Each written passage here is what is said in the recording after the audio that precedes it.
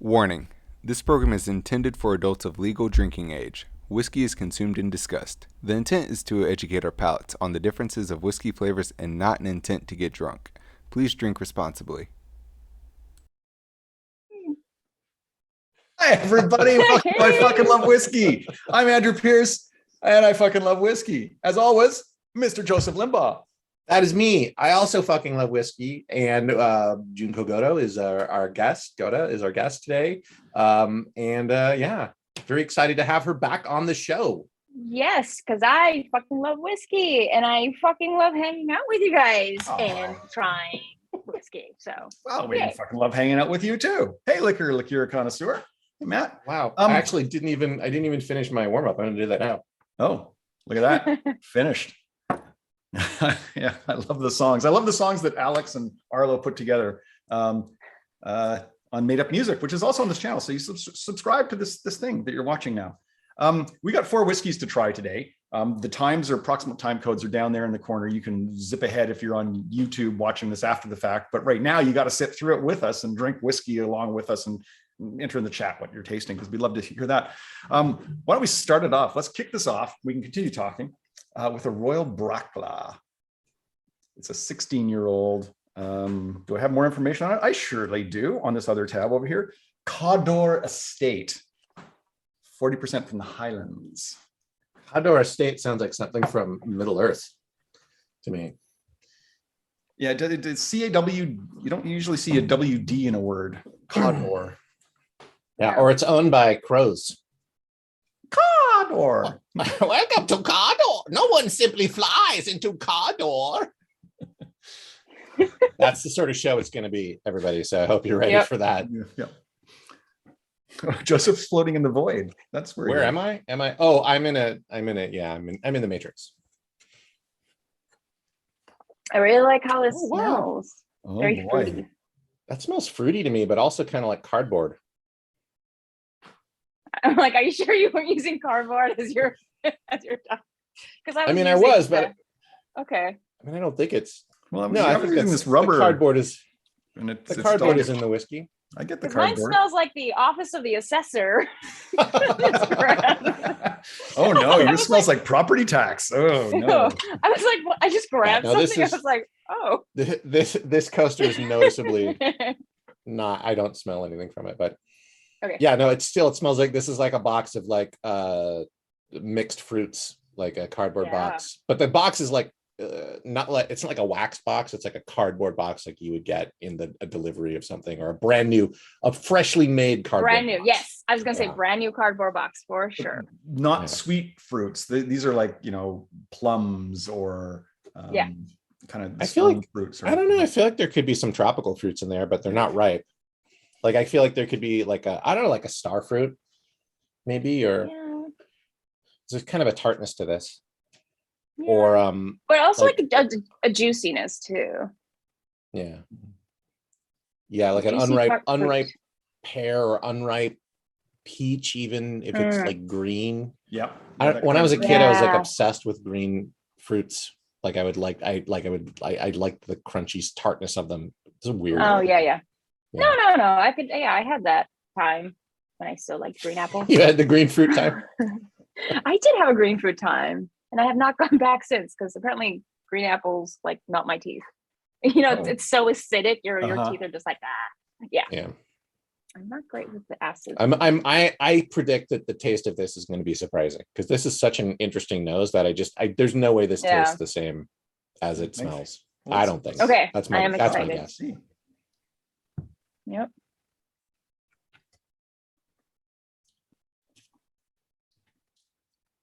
Oh, yeah, that is very interesting. Huh. Oh, that is drier than I was expecting. Yeah, I was expecting like a full-bodied, so to speak, if one is a wine person, which I'm not. But it's more savory, like a dry white wine or something. Mm-hmm. Kind of. Like, there was the jam on the cracker, and then after you finish eating it, the crackers just kind of dried your mouth out. I love that. Once again, I love the second nose, like right after you first sip it. And there's like at the very, very, very end, there's like, it's almost like brown sugar at the very end. On the finish. Like when it just sits on your tongue, it's not sitting there and you're like, oh, wow, this is very multi-layered.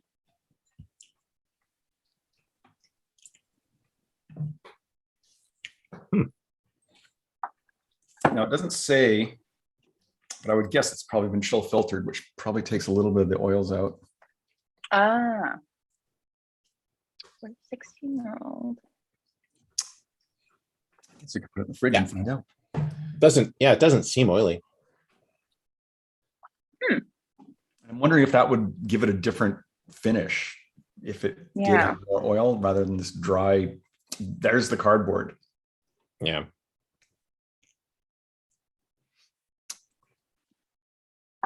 Well, I can't say it's my favorite whiskey. No, it's a little bit. Yeah, it's not. It's a lot more complicated. Here's my question: if you open up your cabinet, what kind of mood do you have to be in order to choose this one? Oh, I see. That's pretty much how I, when I walk into a bar that has especially a whiskey bar, and I'm like, what kind of mood am I in, and what does it match? Like, what would maybe like I don't know, like a I don't know. I would drink this after a rough meeting of sorts. Right? Like maybe I'm a little bit mad at complexity. myself for my performance during that meeting. Yeah. Or we just didn't get to where you wanted to in the meeting, and I'm like, I think it would pair nicely with the complexity. Yeah, I think like it'd be a good whiskey to have before others. Like I feel like this is ironically, like we already had one warm up, but this is kind of a good warm up whiskey because it's low percentage and it's not overwhelming and it's nice. Like I like it, but I don't love it. Yeah.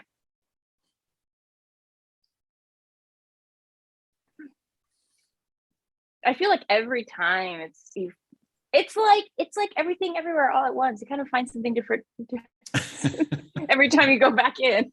There's a lot going on. No spoilers. Oh, I know. Although I actually feel like this whiskey is not complicated or delightful enough to represent that film because I love that film. Yeah, I would agree with that. Yeah. Now, there's nothing wrong with this whiskey. This is no. Oh yeah, no, of course not. I am very much enjoying it. But yeah, it's like we've had a lot of whiskeys, and you start to get you gotta expect your mind to get blown out of your head. Yeah. And that can't always happen. Wait, Joseph, are you? Because you're on this every week or whatever your scheduling is. as much as we can be every week. Yeah, that's a lot of that. Yeah, that's a lot of data for your taste bud brain to absorb every week. I will. Straight. If I have to take the bullet, I'll take it. Okay. I'll take it. I'll try this with water. I think. It's gonna be. That does anything. I do want to see what it does with water because it's so interesting. I'm gonna guess, especially with the lack of oils. Kind of flops too. 93. Huh.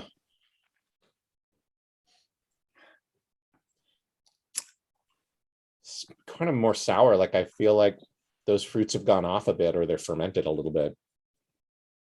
And I think I get more of the cardboard, but it's like more of a wet cardboard. Maybe these fruits are starting to ferment with the water. Yeah. Okay, I think I put 3 drops in, and I lost everything. As in, I put 3 drops. I kind of feel I had a lot, but it's lost the fruits. A lot of the sweetness just came through. It's more of the ilk of a Johnny Walker Blue Label mellowness. With 3 drops. I'm like, oops, went too far, but I would agree with you. It tamed it. It smoothed it out. It's not as dry in the finish anymore. It lingers now. Yeah, it seems more like a middle of the road sort of whiskey that's, Yeah. even more pedestrian. It's less Yeah. interesting. Yeah. More So sour don't put notes water in too. this. I actually think I like it a little bit more with water. Yeah, I kind of do too. Like there's like I don't know, like the flavor has an interesting sourness to it. Yeah,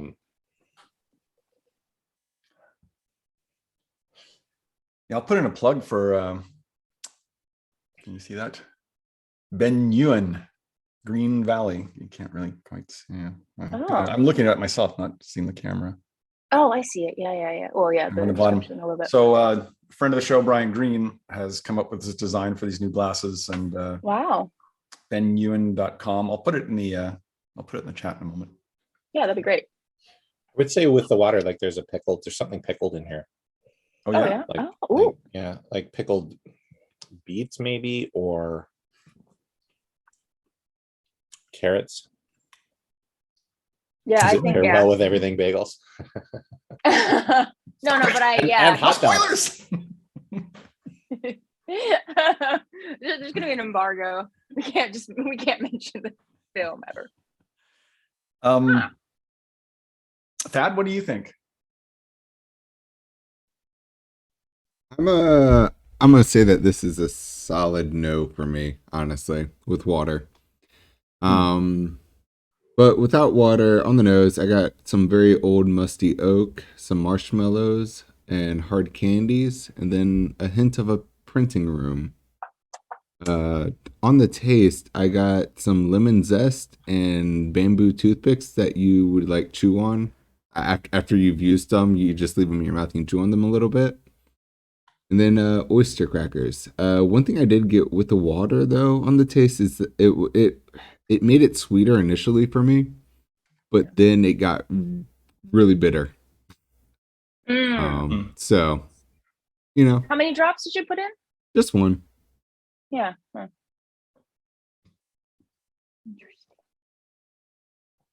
Yeah, we usually just put in one just because you can't take it out again. So yeah, but that's true. I felt like I had a lot though. Wanted to give it a chance. Gotta give it a try. I still have the rest of my sample anyway, so yeah. Oh yeah, and I don't know if it's psychosomatic that you mentioned that kind of bitterness, but on my second sip with water, I get the bitterness full force.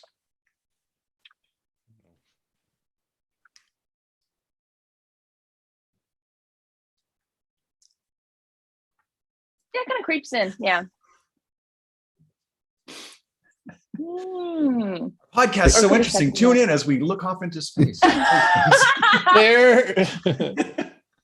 There's an ASMR component to this, I think. Right, let me reset my palette.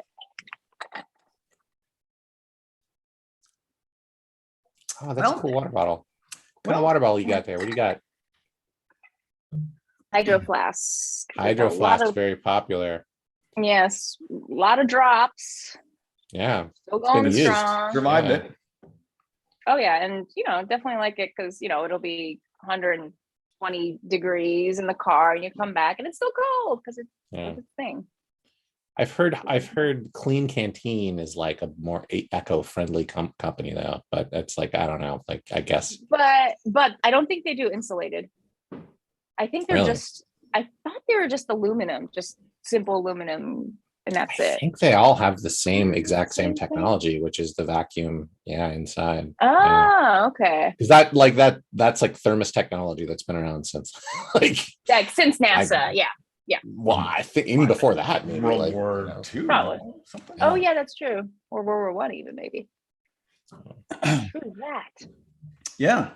If anyone would like a sample of this, private message me. I'll get you something. We should move ahead, right? Or let's go to number two. Number two. Well, this distillery is an old friend of mine. This is an 8-year-old Lagavulin from the Islay. There it is. Lagavulin. This is an 8-year. 8-year-old, yes. They usually put out the 16-year-old, but this is a younger little Lagavulin. So is this just like a standard special they have, or is it like a special thing where we're doing some 8-year Lagavulin? Apparently so. Hmm. There's really nothing. They don't write anything more on the label, so I don't know. I think it might just be, part of the problem with a lot of these distilleries is that there's such a popularity of it now. There's not a lot of older stock, and sometimes they have to go with finding a younger way to get out a no age statement or a younger age statement. Yeah. All right. Let's do it. This was my first peated whiskey, Lagavulin. It's like coming home to me. Oh, The 16, right? Yeah, this is yeah, there it is. yeah. That's yeah.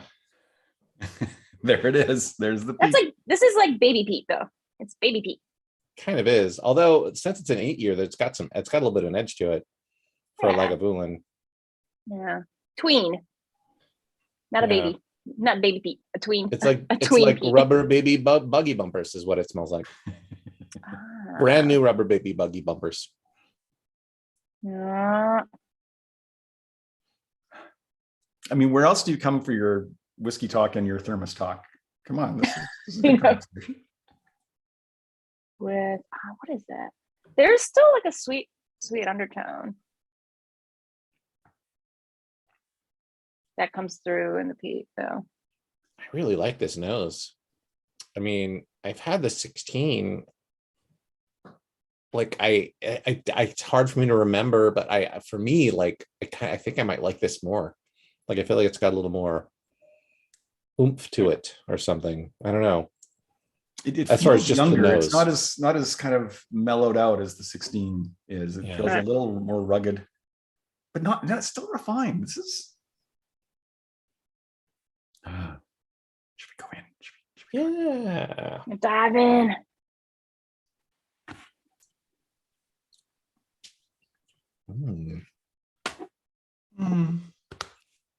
Oh, that was a lot. That's a lot more mellow and rounded out than I expected, but still very Thank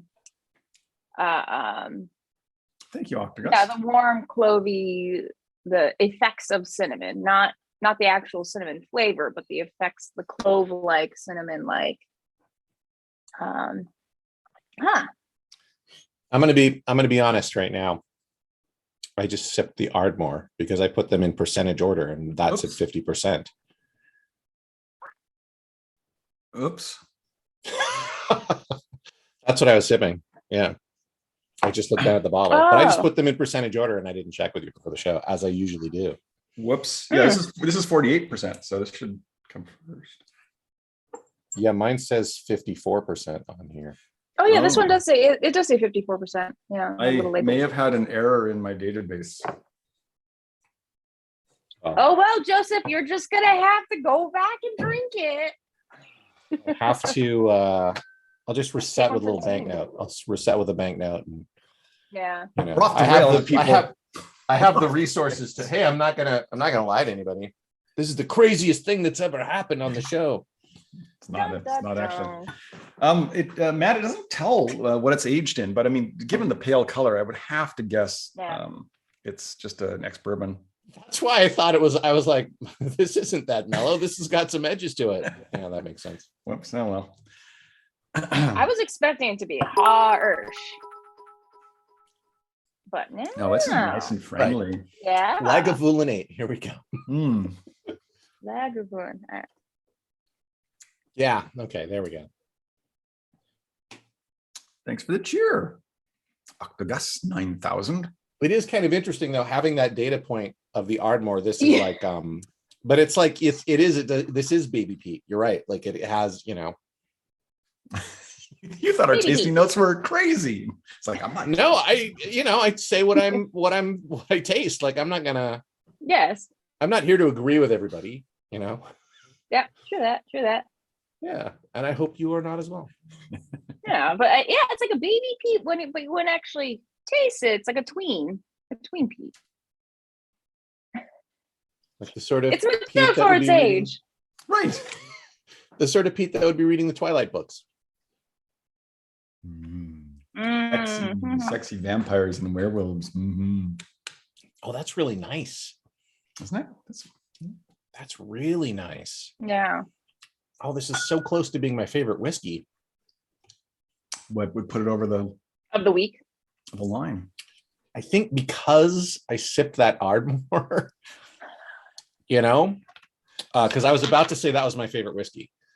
Well, we just hold it. We'll find out when we get there. Because I've broken the sequence. I'm sorry, Lagavulin. Yeah, you're not my favorite whiskey today. You can just cut that part out. Simcoe 03 says you're fired. Leave the whiskey at the door.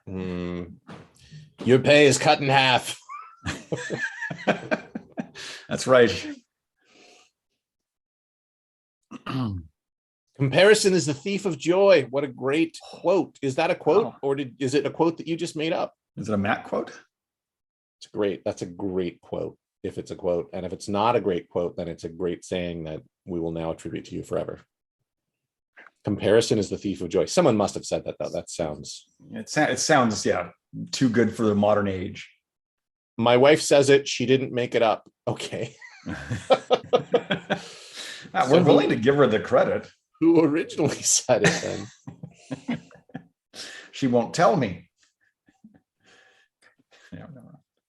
I mean, I would say that's true most times, but like actually I kind of enjoy this Lagavulin more, having the comparison of the other whiskeys, you know, like actually doing the show, the comparison is one of the things that makes the whiskeys great.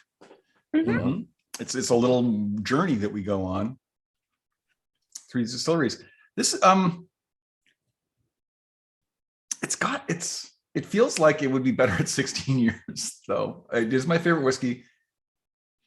Or maybe it was married with like a sherry cask in there a little bit. Just what I kind of expect from Lagavulin is just that mixture.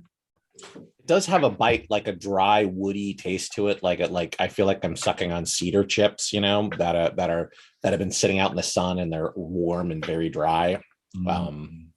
As you do. Salted cedar chips, like you do when you're, you know, on vacation. Teddy Roosevelt. Yeah. Teddy wrote, he said Google before Google said Google. He says Google. Yeah, that's weird. Teddy Roosevelt did not say Google. Google, bully, Google, bully. Try dropping half a drop of sherry in it. Oh, well, I think liqueur connoisseur, I think your catalog of alcohols are better than mine because I do not have sherry in my house. Except as influences a whiskey. You might just have to have a science cherry? Put a drop of Abuna in it. But this is very enjoyable. Isn't it a friendly little dram? Yeah. And I would have never guessed. I would have never guessed with something like this. Yeah, at a ski slope, after the run is over, and you know it's like 5 p.m. the sun's just going down because you know you're in the mountains and it's winter, and you have this by the fire. And I have to say, I this is the thing that's making this almost my favorite whiskey. This nose is amazing. Like it is so spicy and delightful, and I keep coming back to it. Like, and that I think that's one of the things about, you know, the lag too, is the nose is great. Yeah, Lagavulin always has a good nose.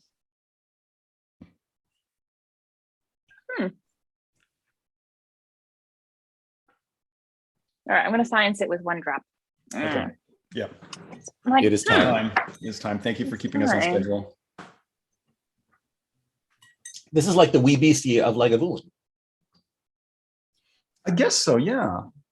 How much does it cost? Is it the same price point as like the 16? Well, gosh, I don't recall. I'm going to have to look that up. Wee beastie is like it's an Ardbeg that's only 5 years. Oh, okay. And $45, great deal. Yeah. How was a 5 year? Ooh, that'd be interesting if we just did like youngins, a youngin session Yeah. That would be good. about 5 years or Uh-huh. comparing 5 years. I kind of really like what this does to the nose, the sciencing. More floral, I think. Yeah, it opens it up a bit, as they say. Yeah. This was $49.99 when I got it. I mean, with the costs. But it is a little bit better than the 16-year. I think the 16-year is like around 60, right? I mean, 50 or 60. It's gone up with the import and the difficulty in shipping, and Yeah, of course. I mean, it would make sense that the 8-year would be more price reasonable, but I don't know. How does it compare to Oban? Well, certainly more peaty. More smoky. Oban's pretty. Yeah, Oban's on the chill side of peat. Oh, Thad, what do you think of this? I think it can go either way with water. For me, really, honestly.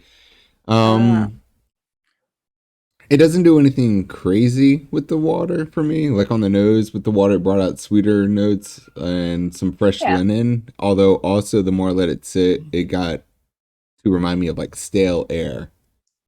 On the taste, it takes down the heat quite a bit, which is kind of nice in this if you're trying to actually find like some deeper notes. But you kind of interrupted me as I was getting to those, and I've lost train of thought about what those were. So we'll just go into without water. Originally, right off the bat, the nose reminded me of Bunnahabhain. And like, it was strange, right? But like, I got like banana chips, and it was very savory for me, like braised pork tenderloin, and that was like sitting in an onion butter sauce. I also got like some sweeter notes, like some vanilla cake, white grapes, and then randomly in there, I got some salmon.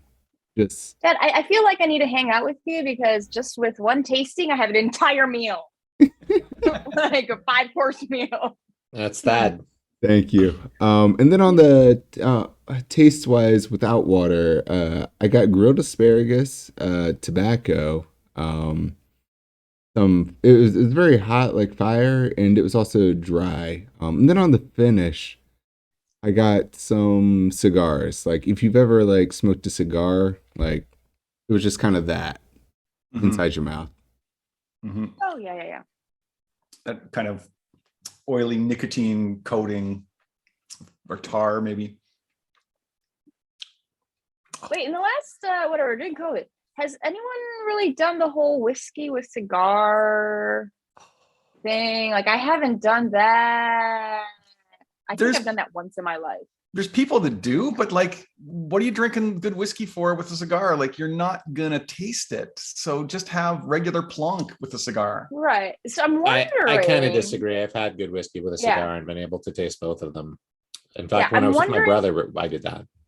Yeah, but I wouldn't do it with every whiskey. I wouldn't do it with every whiskey. I think you need something that's robust and has a lot of flavor to it. But there can be a kind of a synergistic thing. But you have to like cigars though too.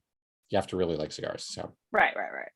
And it's not something I would do every time. Like I wouldn't. And like I said, I wouldn't do it with every whiskey, for sure. No.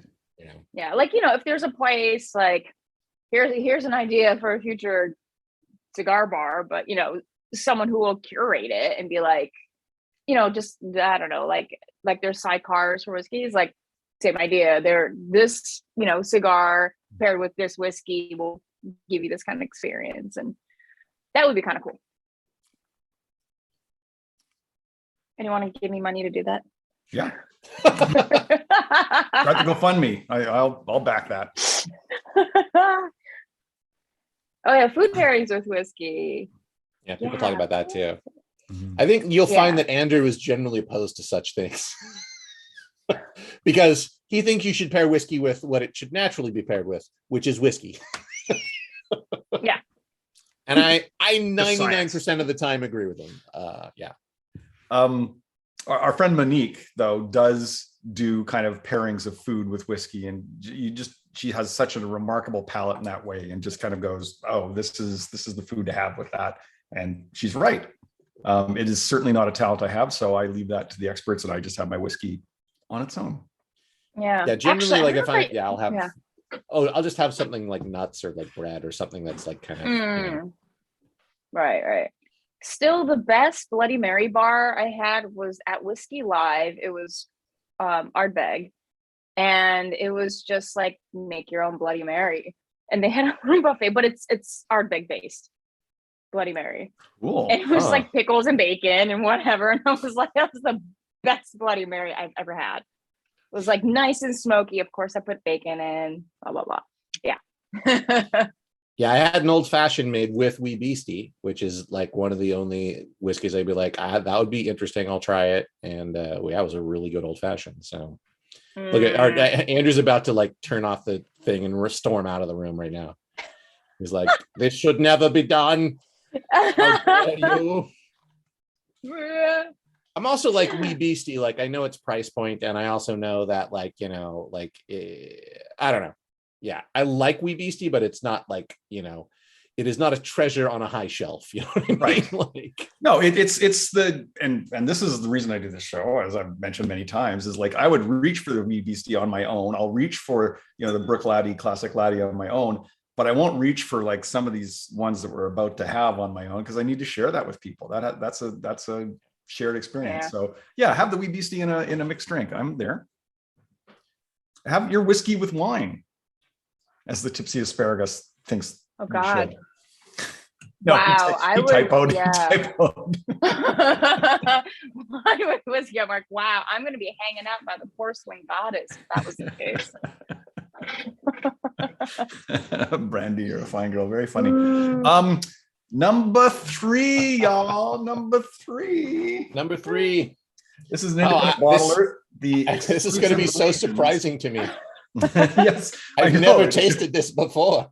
I wonder if it'll be Joseph's favorite. It's hard to know. Let's see. So independent bottler, the exclusive regions. This is a Peated Highland, the Ardmore, 8-year-old, cask number 2, AM002, 50%. 50. Oh boy. I have to pour a little more in there since I sipped some. Oh my goodness. That's oh no, you're ahead of us. I think this is. See, that's like the last one, but more. Which is surprising because this is a peated Highland. You know what I mean? Right. So this is weird. Yeah, on the nose, it's. I would assume it's young. If it was a blind. Yeah, it's got an edge to it. It is young. I mean, it is young at 8, but. And this is like. Well, I like this could be like if I didn't know, like this could be an Islay. Like it's and I don't usually get that from like a peated Highland. You know what I mean? Mm-hmm. It's a different peat. It's not made of the same seaweed and iodine you usually get from. Okay, I have to hop in here. Okay, Joseph, when you started I Fucking Love Whiskey, were you in from the start, from season 1? Yeah, no, we started the show together. Yeah. No, it's just so interesting, like nearly 2 years later, just how you talk about whiskey is a lot more different. It's a lot more different, and that you too. I mean, we're getting an education every day, every week. I know. I'm always learning more, which is great. Yeah, of course. Yeah. But I'm also wondering like how you retain information. Like, do you? Okay, Andrew, I can see you like with your notebook, with your whiskey journal notebook. But like Joseph, do you have you started that habit, or do you just? I built a mind palace like Sherlock Holmes. Ah, okay. Not really. I just have like, for me, it's like data points that connect to other data points. I do sometimes write down notes about stuff, but it's like, what does this remind me of is a big, that's why it's like interesting. Like now that I'm nosing it, like, yeah, this is definitely not an Islay. It's not an Islay peat, but like it has more of an edge to it than other Highland peats I've had. So. I'm like, this is not a great glass for. Oh no! I mean, as long as it's got an opening in the top, it's a perfectly good glass. But I end up kind of nosing it too fast, so I need. Oh yeah, you need to back away from it a bit. Neck, yeah. I'm like, I need to add a neck. Oh man! Oh, I guess we should taste it. We should. At some point. Maybe Yeah. now. The nose seems very like kind of one tone to me. Yeah, this is probably my favorite Okay. whiskey. But it's so Okay. straightforward. Is it because it's straightforward? I mean, it doesn't have to be super complex. It's Yeah. delivering a really wonderful flavor experience to me. Very true. Very true. So I'm happy that this is, I'm very close to a happy dance. I am, yeah, this is. Okay, I would say the ski scenario, I would say this one is the after you 5 p.m. after you've been on the hill, whatever. Okay, I haven't skied in a while. Whatever. I went to school in Maine. I think it's called I hills. think it's on the Okay, slopes, the right? Isn't that what slopes. they say? Right. Slopes, hills. So the funny thing is, I grew up in the Midwest, so we would always go to Wisconsin to go skiing, which I would learn our little hills because when I went to Maine, it was like, oh, okay, this is where the United States skiing team trains. Like, okay, yeah. I've never been skiing. Never. Never. Well, my dad dislocated his shoulder skiing once, Mm. and all I remember is like how much pain he would be in when his shoulder would dislocate. Like, and I was like, well, I'm never doing that. That's Yeah, because skiing and dislocating shoulders always. Oh, this brings back a horrible memory. My friend Dave Everly, we went skiing in Tahoe, and he decided he was going to snowboard for the first time ever, but never snowboarded. So he goes up, and I'm riding up the chair, and my phone rings, and they go, "This is the Tahoe hospital calling." And I'm like, yeah, sure. And they're like, "No, your friend Dave Everly is here with a broken back." And I'm like, "What?" Whoa. Apparently been coming down, caught an edge, landed on his chest. His legs kind of came up over his head, and he fractured a vertebrae. Still full mobility, so he's okay, but he was in a body cast for a long time. But one of those things where you're like, oh, I don't know why that just came back to me. There's a lovely story. Yeah, Joseph, don't ever ski. Don't ever fucking ski. And especially don't snowboard. Don't snowboard. And snowboard. They call it a scorpion. I do think like if I was going to build a house, like I would say this is like a lodge, like like the lodge up on Mount Hood or something, which is a nice old rustic, that old wood, and outside it's snowing. And oh yeah. This is definitely chillier weather. It's I feel like it's very consistent in its delivery, so it's very like come home, like you could totally reach for it. It's like a guaranteed experience, so to speak. Yeah, it's very straightforward. I get the holidays in it because I feel like there's cloves and maybe some cinnamon sticks in kind of a mulled mixture in this thing.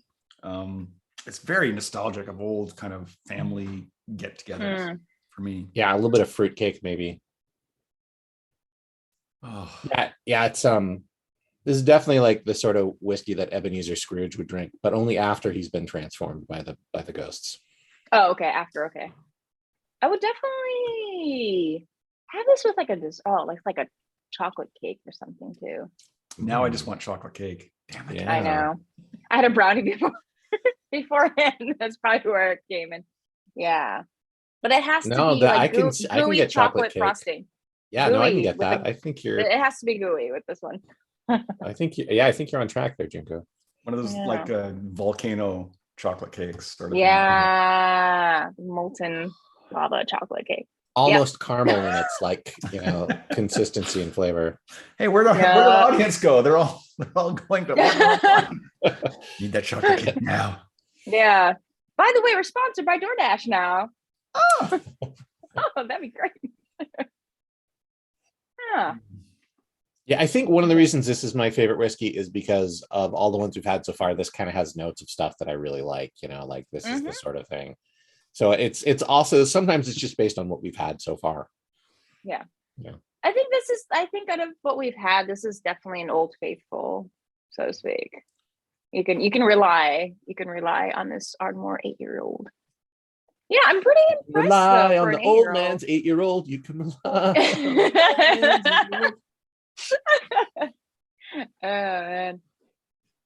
I think I forgot to tell you about this, Junko, but I fucking love whiskey.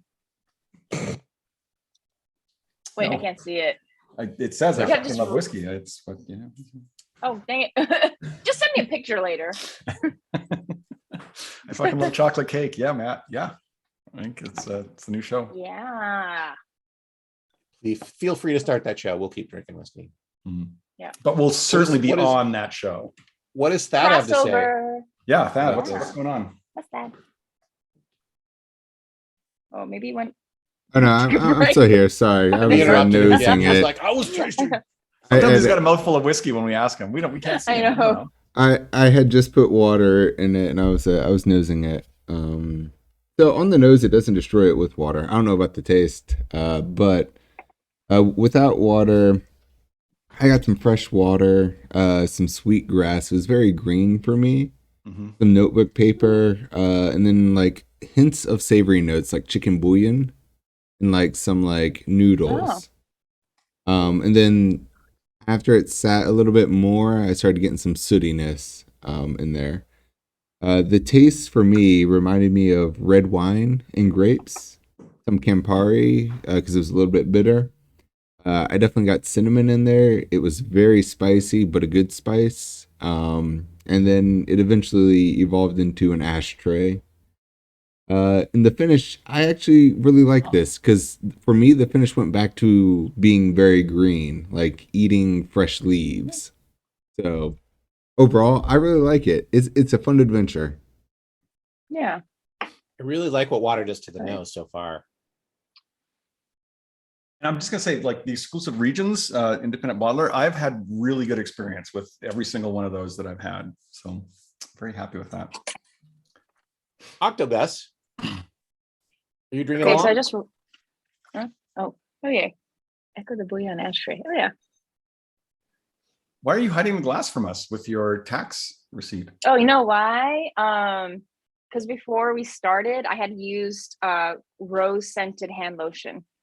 Oh, So and it's so narrow that I need that extra. And then I was smelling my hand. You don't want to smell your hand. I Oh, was like, wait, that doesn't make sense anymore. Jergens.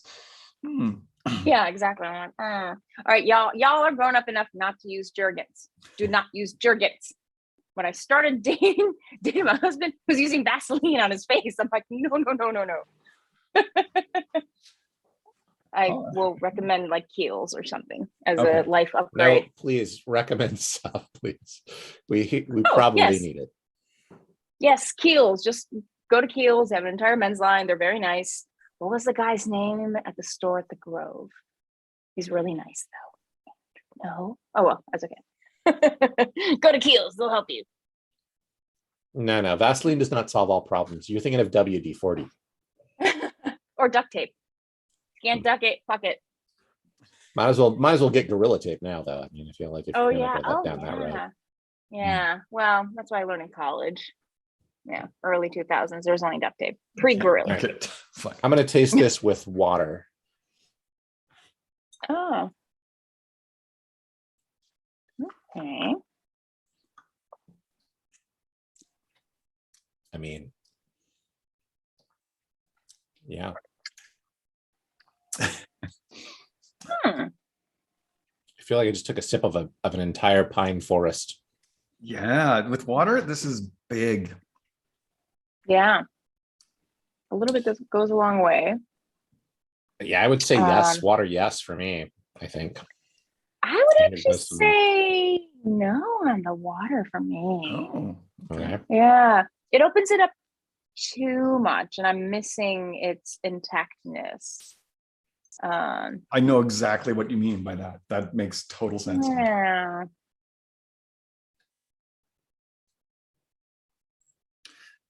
So what have you been working on lately, Junko? Oh yeah. Let's see. Yeah, so March was very busy. I was interpreting for Drive My Car that won the international feature at the Oscars. Woohoo! By the footnote. So basically when you're at the Oscars, when the commercials are running, that's when you can go up and go to the bathroom and stuff. As soon as commercials end, they shut the doors. So outside of the theater, they have open bars on every floor.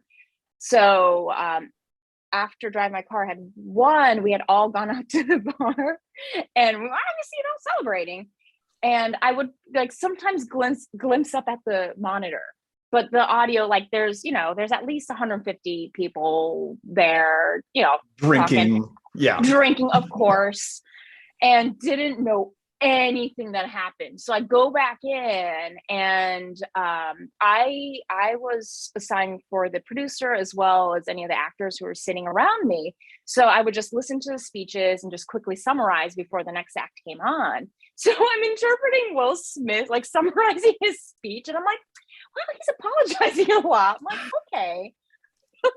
I don't know what the heck's going on till we literally didn't know what happened till like the next morning. I had two friends text me, was like, was that real or not? And I was like, well, I'm I'm busy, I'm working. I'm like, but yeah, next morning I'm like, oh, that's what happened. But honestly, it's great that I felt it was great that that group didn't experience that, because it would have kind of, it would have ruined the moment. Yep. Like I feel really bad for Questlove. Because I looked up at the screen, I'm like, oh, he won for his documentary. I'm like, oh, good for you. Yay. And no one could think about that. Yeah, that was really shitty. And so I didn't, it was just a quick glance. I was like, okay. And the other quick glance I had was when Will Smith was walking towards Chris Rock. I glanced really quick and I'm like, oh, they must be doing an act together. And I went back to conversation not knowing. I missed the scene by 5 seconds. But I don't know. It's, Did you guys go to the governor's ball afterwards? Oh yeah, the whole thing, governor's ball, our own party, the Vanity Fair party, like came back at like 3:00 in the morning. Are you saying you just got home now? Just before the show? Oh my God. She's been partying since the Oscars. Oh yeah, but it was just it was a roller coaster. And all the events all the Oscar events leading up to it. Another footnote, very strict on the COVID test. So if you were attending the Oscars, you had to test negative on your Thursday and Saturday tests. So and like, was it any of the luncheons or the dinners? You had to test negative within 48 hours of the event and right. whatnot. I mean, you don't want to be the one that kills Liza Minnelli. Come on. Yeah, but also like, I want to be that person. That's going to be me. No, we made a pact. Her and I made a pact. Really? That's why. It's not. It's like it's a formal contract. It might kill me first, though. That's the thing. Oh, okay. Well, at least it goes both ways. Okay, I'm interested in Liza's strategy then. Okay. Unless Thad has any notes to add with water on this, we should probably move forward, right? On the nose, I got a little bit yeasty with the water, like breadiness came out. I'm gonna say it goes either way with water for me on this one. I don't hate it. Would I try it again? Yeah, I would. Do I love it? I wouldn't say that either. No. Yeah, it's more ordinary with water. For me, with water, it brings out all the things I liked about it. But yeah, it's subjective. I can see that too. Subjective. I can see that too. I'm super excited because every year there's festivals through a bunch of the regions. There's a Spey festival. There is an Islay festival. This is last year's bottling, which was all virtual. So I entered and I won the chance to purchase this bottle. Nice. I'm super excited about it. It's for a Bruichladdich. That's a dark. That's a dark. Okay, how do you pronounce any of this? I'm always like, I never understand how to pronounce any of this. Kind of like how I didn't know how to pronounce Van Nuys. Mm-hmm. It is. I do feel like, because it's like a translation of Scottish words, like original Celtic words into like this into English. Like it's not. None of it is correct. Like it's like it's almost like they created spellings just to mess with the Saxons or whatever, right? I mean, I feel that's true. If you look at the Lagavulin sign, It's Uh. like there's M's and H's, and you're like, how is that a V, or the BH is a V? Anyways, so this is Bruichladdich. You swallow the last Bruichladdich. Feis, 2021, second fill sherry butt, 17-year-olds, 59.2%, and it's my favorite whiskey. I haven't even smelt it. Oh yeah, fuck yeah. Okay, so how is it already your favorite? How does that work? First of all, Andrew loves Bruichladdich. Like he loves Bruichladdich. Like that's his go-to. Ardbeg, Bruichladdich, like I go back and forth as to which is my favorite distillery. Oh wow. Oh, right. This is very fresh. This is very fresh on the nose.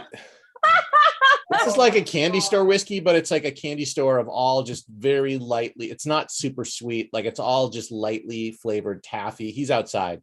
Andrew's outside. Yeah. He really likes his whiskey. This is definitely going to be my favorite whiskey too. I mean, I could tell that right now. I don't know. Okay, so right now, I think out of what we had, like easy accessible is still the Ardmore we had.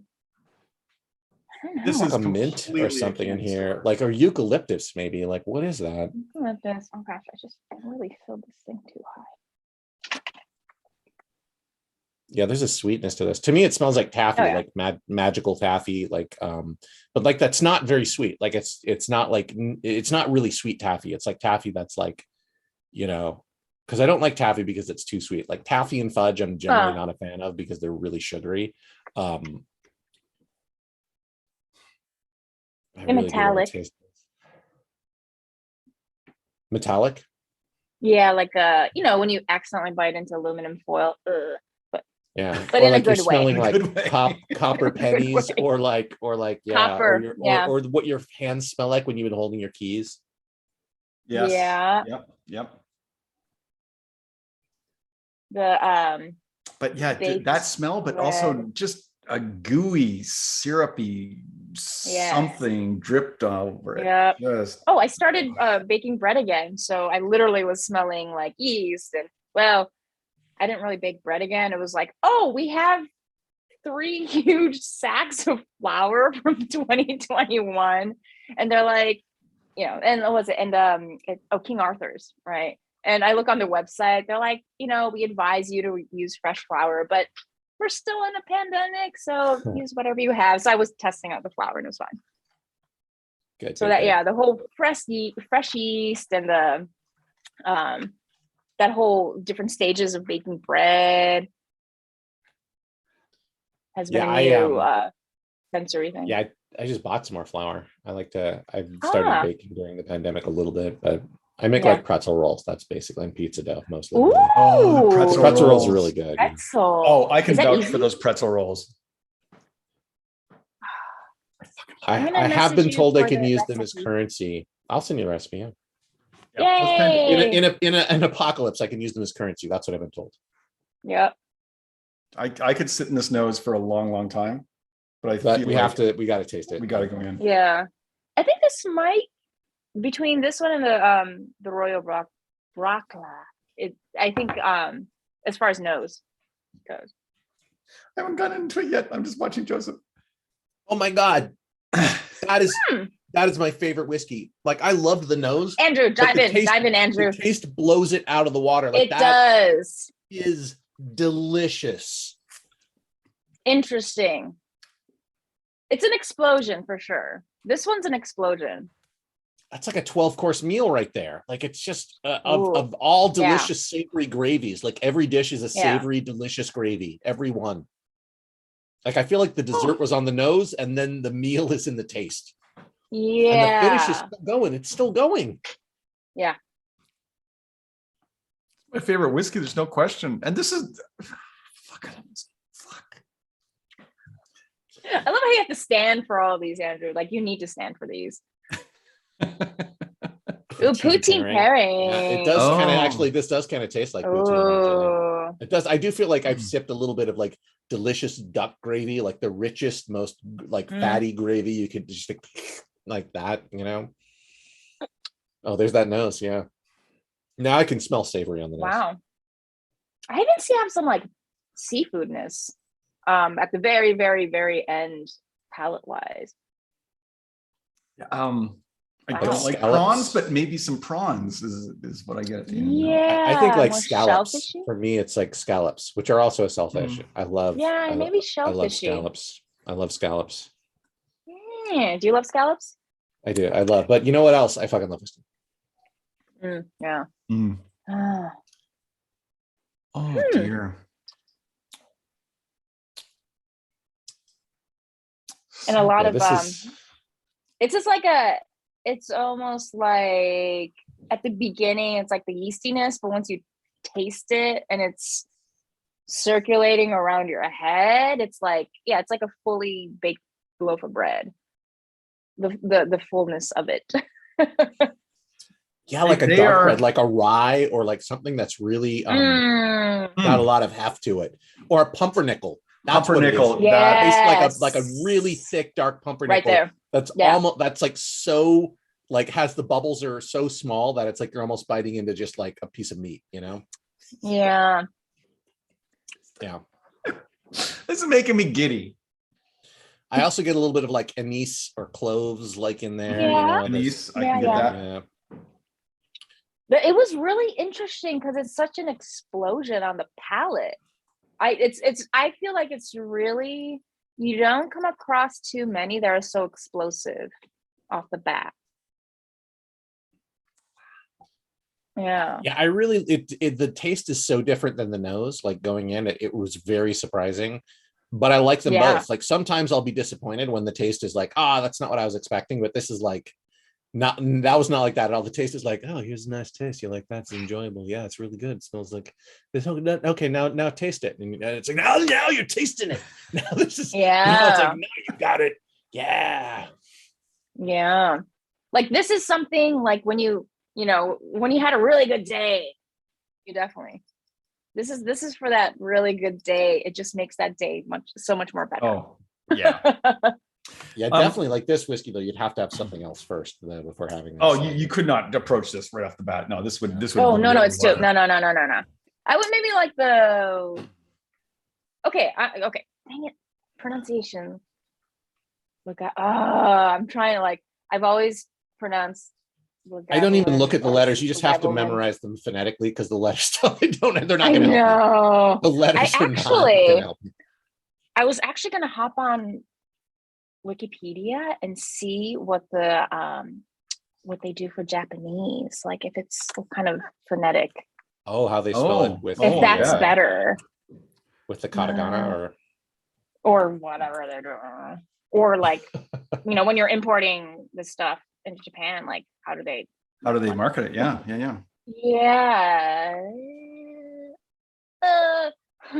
I will look around. Internet. Wikipedia.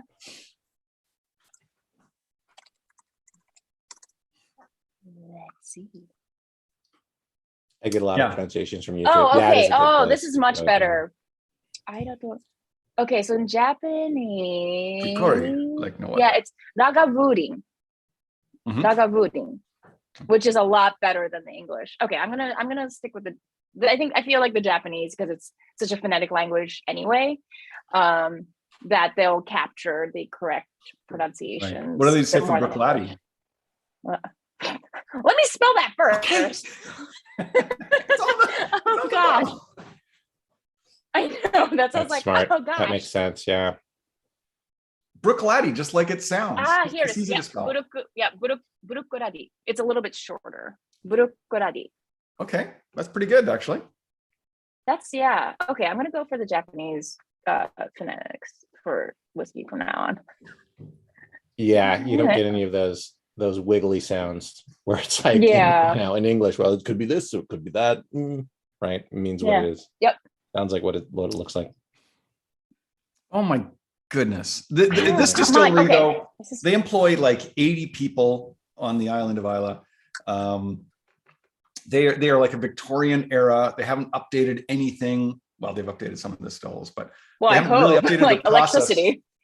They got electricity now. Yeah. Okay, that's good. Fine. They filter their water. Okay, what? Yeah. But they still have an open mash tun, which is I think the only one in Scotland that's still open. All the other ones are covered now. So people have lost cameras in there. they fish them out.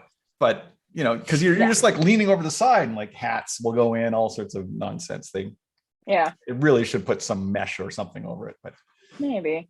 But that's really interesting though, because you end up getting so much more different yeasts and bacterias. I think they get some airborne stuff that gets in there. Yeah.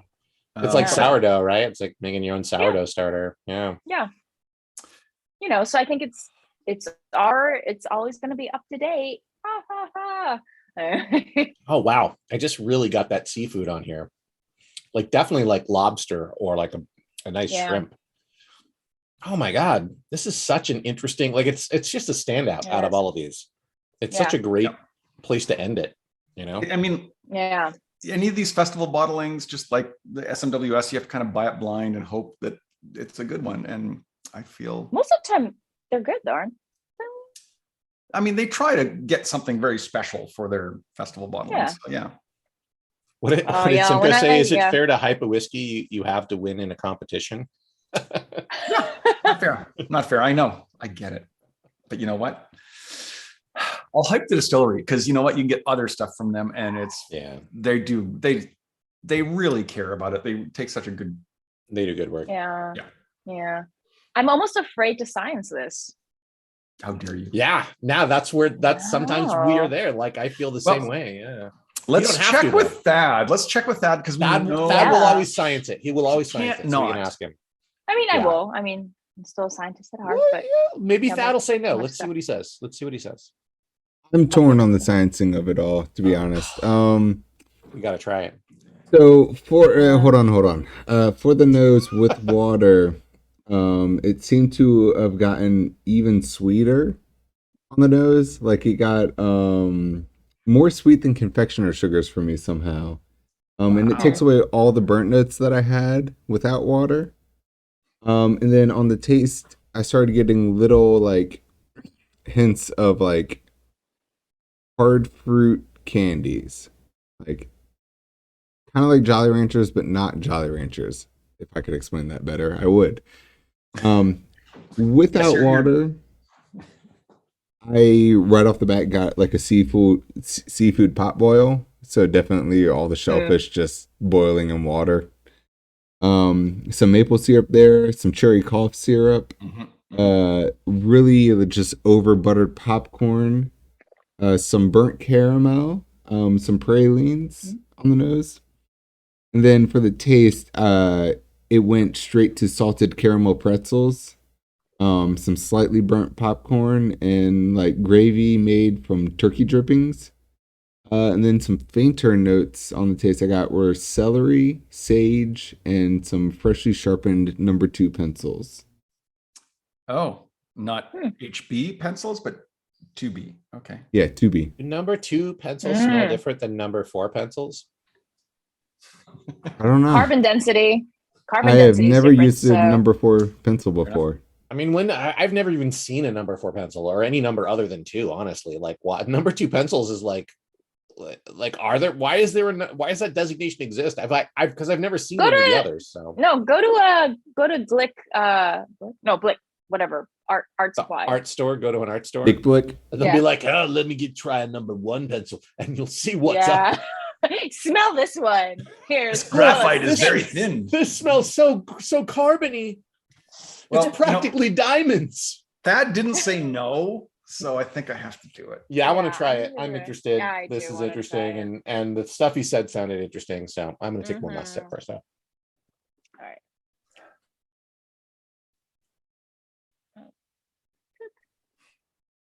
I think it tamped down the sweetness in the nose for me. I mean, I agree with that. I think it brings out the sweetness. Okay. Although there's more heat, there's more burning, I think. So it's a little harder to. Oh yeah, when I go back to Japan next year, I was just looking at the comments. Korea, I was like, oh yeah, last time I went to Japan in 2018, we went during the holidays, so everything was closed for any tours. Oh no. But it was a nice time to be there. I mean, whatever. Like it was, it was Dan, my husband's like first time there, so it doesn't matter what when we're there. But yeah, next time I was like, need to shoot for fall or spring when everything's actually open. Oh, So hopefully next year. There's something very satisfying in the middle that comes out. Like I am just like that full course meal. Back up. Yeah, but back up. Wait, do we even start with the nose after sciencing? We did, yeah. We probably Andrew did. thought it was less sweet. I thought it was more sweet. That's right. Okay. And now, what did you think? Because we didn't get your opinion. I got ginger and more sweet for me. Ginger. Okay. Like gingerbread ginger. Sorry. Yeah. A little more. Yeah, like or ginger cookies. Yeah. Yeah, that kind of thing. Okay. I think the taste is really interesting, personally, with the water. Wow, caramel. A lot of caramel. Oh, interesting. Okay, so it cuts down on the explosiveness for sure. But there's like a sandwich. I think it puts all the explosiveness in the middle. Like it comes in smooth and then it's like bam, and then it's like now I'm backing off. Yeah. You know? Yeah. Like without science, it's like bam. But then with science, it's like bam. The bam versus bam. These are the scientific notations we use when describing whiskey. Obviously. It is sensible. Yeah, Matt says it sounds like rum. It is kind of rum-like, I would say, of whiskeys. Although it's like it has more going on than most rums do, though. Yeah, I mean, rum I would push towards the funky end of the taste spectrum in a lot of cases, and this I don't get funkiness here. This is just I love this thing. It's good. It's very I fucking love this thing. Yeah, whatever it's like backbone. Even if it's scienced, the core of it is very consistent. Like sometimes you science it and it just scrambles everything. Like I think when we scienced the Lagavulin, I mean, of course it's on the younger side too. It was just completely different. But this one still has a very solid core to it. That even if you science it, there's still a bit of its original self. That makes sense. Yeah, original self still existing. Yeah, I do feel like the higher percentage whiskeys they're able to withstand the sciencing a bit more because they have a high percentage. Yeah, that's true. I fucking love whiskey. I thought so. I was not sure for a minute. Yeah, but the Bruichladdich for sure. Actually, this is the only one I've finished. I'm going to add more. A little bit extra. Well, I encourage you to do so. This time next month, I will be at Glen Scotia. Ooh, are we having a live? I fucking live. I want to do a live one from Scotland, but often at these distilleries, the internet's not great. True. So you just have to. Oh yeah, I guess you just have to tape it and send it in. And that's what I'm going to do. We're going to do like really short segments at the distilleries and then bring some bottles back. And then Joseph and I and our guest will sample that in June. Yay. Yeah. Yeah. We should probably also mention, go ahead. I'm sorry. Oh no, I was going to say like next year, I do want to bring bottles back. So yeah, we could plan something for next year or I'll have to consult you. I'll have to consult you on being like, are these rarer distilleries? Like I don't know what's coming in to the US. You'll have to ask someone in Japan because I don't know Japanese whiskeys. I really Oh yeah. Yeah, so you should ask someone over there what we should taste. You know what I mean? Like, the locals will always know better. Yeah, there is a guy. Was it Chris Ude? UHDE. I think he works with like Suntory or something like that. He's like well versed, but they do good stuff. But either way, just because the things that are imported, there's a lot, but it's not that many. It's like 15 major ones are imported, and the rest, we just bring in, when you go there. So, okay. Yeah, no, and so there's travel bags you can buy, or you can just wrap them in bubble wrap, or wrap them in socks and t-shirts and whatnot. Yeah, I used to do sake. maybe I will bring sake bottles over too. My suitcase is going to be half just liquids. Oh, coming back from Scotland, don't worry. Andrew can give you some tips for packing that for sure. Yeah. And I was really nervous the first year I came back with all this whiskey, and the duty was $3 a bottle. Wow. Whoa. So like never worried about it after that. And in subsequent years, they just kind of waved me through. I was like, how many bottles of whiskey? What do you have in your suitcase? Like 9 bottles? And they go, yeah, go through. Didn't even charge me. I'm literally just going to go to distilleries, like do export. And if they say no, I'm like, I'm buying a bottle. Yeah. Well, I'll have to taste it, but like, yeah, I think that's pretty much what I'll do. No, just ask people who don't export and I'll just bring those back. Yeah. And I will share. That's so fun. That's why we're going to have you back every single time. That's going to be good. Yay. I think Joseph was about to say that we're going to be off next week, but we'll be back for 2 more weeks and then off through most of May. We'll be back May 7th. That'll be our last show for May. And then we'll be back in June tasting those bottles that somebody picked up in Scotland. Ooh. And then hopefully later in the fall, Joseph and I will both be on Scottish time together, and we can do some nonsense there. That'd be exciting. Going to England for D&D in a castle. I'm a dungeon master, so I think you can still be at my table if you want to like buy a seat and come to a castle in England and play Dungeons and Dragons for a few days. Holy with me shit! As your dungeon master. Dang. Yeah. Yes, mule some spirits home. Exactly. Wow. What is the thing for D&D in a castle if they want to go?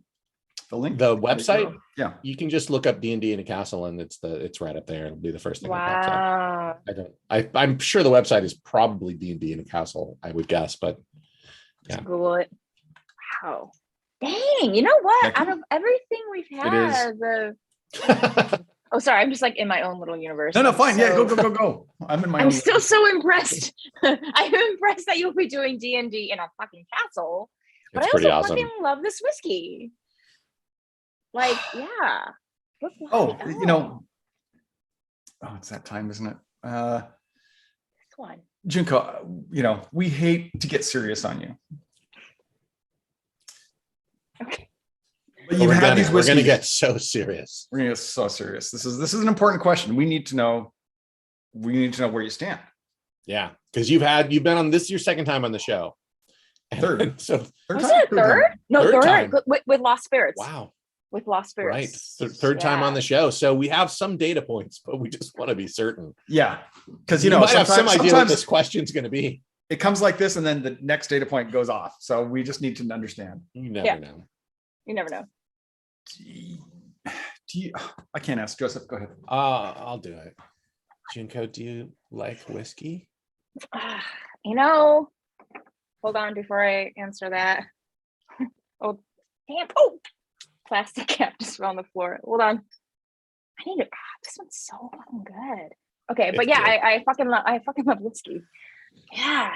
I mean, Bruichladdich. I mean, thank you so much, Andrew, for sharing this special one. Thank you so much for being a guest. I mean, like this stuff is no good unless you're sharing it with people. And especially with like good chunks of time in between. I mean, we're at different points in our lives and stuff, but then these seasons of I fucking love whiskey have been going on, and you got married in the meantime. You moved into a house with your husband, which is fantastic and exciting. And he's such a nice guy. Like I was expecting him like, oh, thanks, I'll take that. Yeah, I'll tell Junko at home.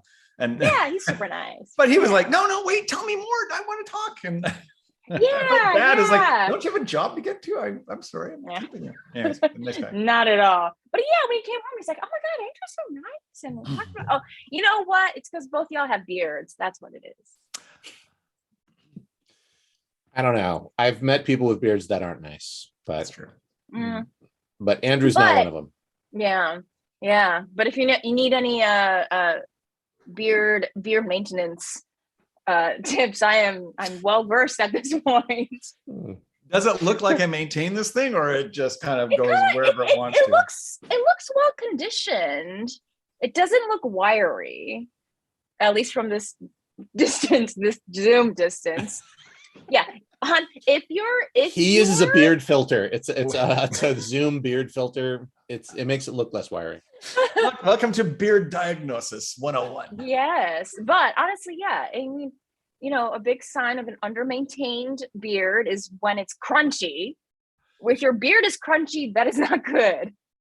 No. All you just need is a bit of the beard oil and a nice comb. Yeah, you gotta trim this so it doesn't kind of go into your lips. The taste. Oh my gosh, yeah, Dan's is like way overdue, and I'm like, dude. Or you grow it long enough that you can make it go to the side, right? Right, with the mustache wax. Yeah, it looks good on you. That would look good on you. You got what, like 7 months till Christmas? Yeah, I mean, can be Santa. Aim for the Kris Kringle. Yeah. When I was in my 20s, I wouldn't shave for a week, and you wouldn't even know I hadn't shaved for a week. And now, once I turned 40, suddenly it was like, boing, and then this went away. Yeah. Yeah. That's how it goes. Yeah. But I mean, but your beard it's nice and full and very consistent. And yeah, Dan has like a weird like skunk patch. His gray is just like, boop, and then it's starting to widen out now. I didn't want to say anything about the that. white hairs. I know. Yeah. When we first started dating, it was a nice skunk patch right here, and then over time, it's like gone out to here. But I think your beard looks good. Cheers to your beard. Andrew's beard. Whiskey is totally keto. Absolutely. Yes. Cheers. Thank you, Outside In Theater. Please like and subscribe. Follow us. Come back, not next week, but the week after. What else? Thank you, Geek Filter, for our graphics. Thank you, Thad, for being the reason the show happens. Throw some monies to Corey's GoFundMe. The link is in there. Our friend Corey has had medical issues for a while and would really use your help. So throw him some shekels. And Junko, thanks for being a guest again. You're just awesome. Yeah. I so enjoy having you here. I love hanging out with you guys. Yeah, and maybe next time this will be a completely different wall, ever evolving. Cheers, my homies. Cheers. Yeah.